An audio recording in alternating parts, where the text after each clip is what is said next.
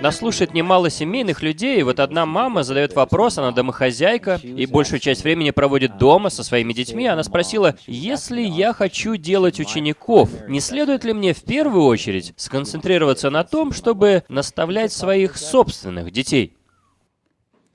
Да, в Библии говорится об этом. И, Фрэнсис, было бы здорово, если бы ты чуть позже сказал пару слов о том, как это происходит в твоей семье. То есть библейский взгляд таков, что, безусловно, мы несем ответственность за то, чтобы наставлять наших детей, делать их учениками Иисуса. В 6 главе Второзакония сказано, что нам нужно наполнить наши дома Словом Божьим. И, безусловно, мы стремимся это делать, мы несем ответственность за это перед Богом. Но мы будем обманывать себя, если решим, что лучшим способом делать учеников из наших детей будет запереть их дома и учить их там, вместо того, чтобы показывать им, как это выглядит на практике, в реальной жизни. И вот, Фрэнсис, расскажи, пожалуйста, как это выглядит в твоем доме? Вы знаете, моя жена уделяет очень много времени служению, но она еще занимается и тем, что наставляет в вере наших детей.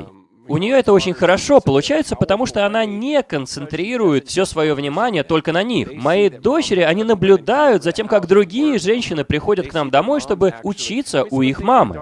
Они видят, как она ходит по бедным домам, по общежитиям, где живут мигранты, и прибирается у них в квартирах только для того, чтобы получить возможность поделиться с ними Евангелием. Они видят, как она общается с людьми, у которых совершенно другая вера, другие ценности, и они наблюдают, как мама разговаривает с ними прямо у них в домах. Вот что я называю настоящим ученичеством. Когда же мы просто сидим с детьми дома взаперти, мы вкладываем в них, что вовсе не обязательно идти кому-то. Нужно точно так же сидеть дома со своими детьми взаперти.